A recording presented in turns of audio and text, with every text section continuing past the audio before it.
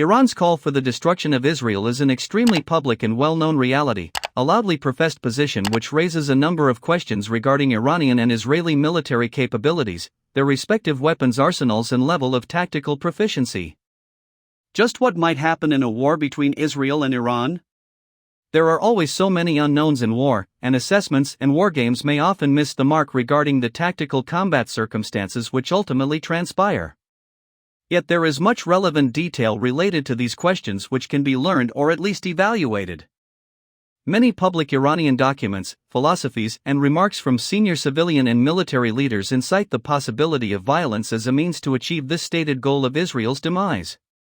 As far back as several years ago, the leader of the Iranian Republican Guard Corps, Major General Hossein Salami, claimed Israel could be blown up in a single operation.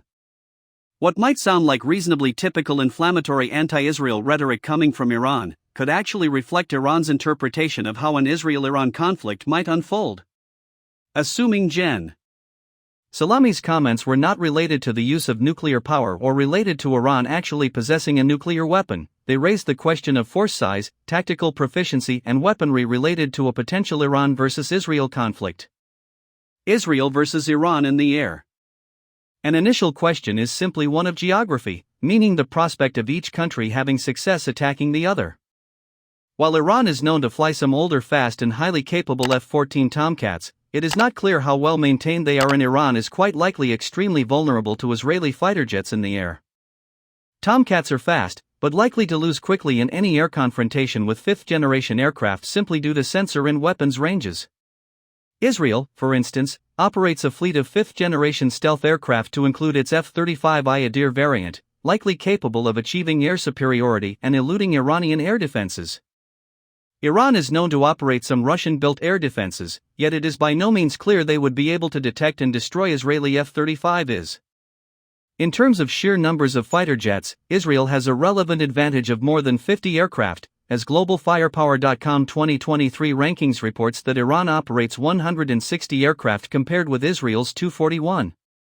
However, the critical question here likely pertains to an issue of technological superiority, given that a single fifth-generation F-35 has shown in multiple wargames that it is capable of using long-range, high-fidelity targeting sensors and advanced weapons to destroy a much larger number of fourth-generation aircraft.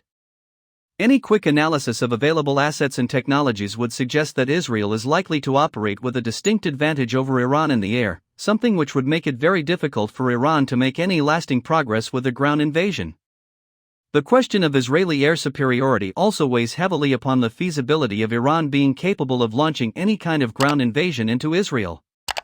In order to access Israel, Iranian ground forces would need to travel through Turkey or Iraq or somehow transit the Persian Gulf, all scenarios wherein approaching Iranian forces would easily be seen and be vulnerable to Israeli air attack. Therefore, apart from the concerning prospect of Iran at some point having nuclear weapons, there do not appear to be a wide sphere of ways Iran might actually be able to attack Israel with any measure of success. Unless, of course, Iran were to employ terrorist tactics, something by no means beyond the realm of possibility. In fact, small, covert hit-and-run types of terror attacks may be the kind of thing Hossein was referring to by hinting that several targeted strikes could bring down Israel. Added to this equation is the well-known fact that Iran has been, and likely continues to be, a state sponsor of terrorist organizations. However, just as is likely the case with air defenses, Israel is certainly experienced and likely adept at counter-terrorism tactics for obvious reasons. Iranian ground army.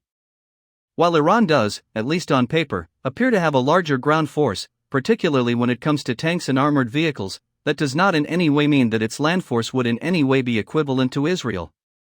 Global Firepower's 2023 military assessments, for instance, list Iran as having 4,071 tanks compared to Israel's 2,200 tanks. However, having 2,000 more tanks than Israeli does not by any stretch ensure military overmatch, as sheer numbers of tanks may prove to be much less of an advantage should a smaller tank force be equipped with vastly superior sensors, weapons, computing and targeting. This may well appear to be the case with even a cursory look at how Israel's well-known and highly regarded Merkava tanks would compare against Iranian upgraded Soviet-era T-72s. An interesting report in 21st Century Asian Arms Race states Iran has German-built Leopard tanks as well as Russian T-90s and even some Abrams. Iran's first widely reported indigenous tank called the Farar has emerged in recent years, a platform said to be based upon an upgraded Iranian T-72S chassis. The Iranian tank, reported to operate with an electro-optical fire control system, laser rangefinder and ballistic computer, would at least on the surface appear to most likely be vastly inferior to the Israeli Merkava. The Israeli Merkava is among the most advanced armored vehicles in the world. It can carry infantry or injured soldiers, leverage a rear exit hatch for dismounted operations or safety escape and, perhaps of greatest significance, its main gun tube can itself fire anti-tank missiles, according to a report in the national interest. The Merkava also has top attack missiles potentially useful for attacking helicopters and other targets potentially out of range for a standard tank shell. What much of this amounts to is simply that even if it operates as many as 2,000 fewer main battle tanks compared to Iran, Israel may indeed operate a vastly superior land force. During the Gulf War's famous tank battles, for example, U.S. Abrams advanced thermal sights were able to detect, find, and then help destroy Iraqi T-72 before they were in range to even be detected or seen by Iraqi tanks.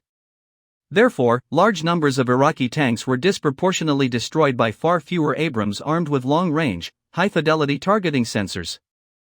Iran operates nearly 400,000 more military personnel than Israel, as Iran's total force of 1,015,000 is significantly larger than Israel's reported force of 646,000. This difference, however, is not likely to be much of a factor if Iran cannot get in position to launch a ground invasion and operates a largely inferior ground army in terms of weapons and technology. Iranian arsenal. Iran is reported to operate about 1,000 more armored vehicles than Israel. Iran is listed in the Global Firepower 2021 assessment as having 8,500 armored vehicles, compared with Israel's 7,000. Again, any size deficit is likely to be less consequential, unless the technological capacity were in any way comparable. While a lot of details regarding any kind of particular technical comparison may not be available, the advanced technologies built into the Israeli Merkava might make it seem unlikely that Iran has vastly superior infantry carriers and armored vehicles.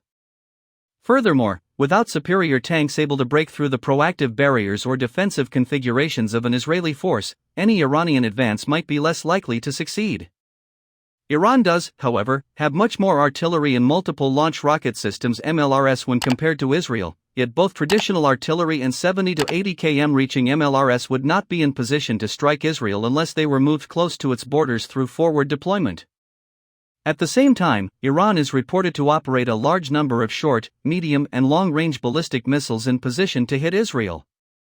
An examination of Iran's large ballistic missile arsenal with a mind to guidance and range raises a serious threat possibility to Israel, as Iran appears to now operate at least 5 different long-range ballistic missiles capable of hitting Israel from Iran.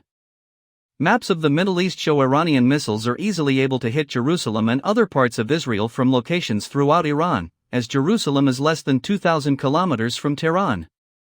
This means some ballistic missiles launched from Iran's capital can hit Israel, and an even higher number of long-range weapons can easily hit Israel from other locations within western Iran.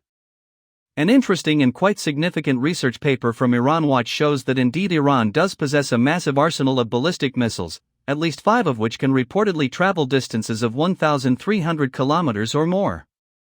The famous Shahab-3, for instance, is listed by Iran Watch as capable of traveling 1,300 kilometers with a 1,000 kilograms warhead. The liquid-fuel, single-stage Shahab-3 rocket is now deployed and exists in large numbers. The longest-range ballistic missile listed by Iran Watch is the Khorramshahr 1, 2, and 4. Weapons cited is able to travel as far as 2,000 to 3,000 kilometers. This means the missile could hit anywhere in Israel from Tehran or most places throughout central and western Iran. Other Iranian medium-range ballistic missiles capable of traveling 1,600 kilometers or more are the now deployed Ghadr, Imad and Pava missiles, according to Iran Watch. The Iranian Sejal MRBM can travel 2,000 kilometers as well. Navy a factor? Neither Iran or Israel have much of a naval presence, however Iran is known for its ability to launch small boat attacks and is reported by Global Firepower to operate as many as 19 submarines, compared with Israel's 5. Therefore, depending upon what kinds of cruise missiles or land attack weapons Iranian submarines are capable of firing, it is conceivable that Iran could hold critical parts of Israel at risk from waters in the eastern Mediterranean.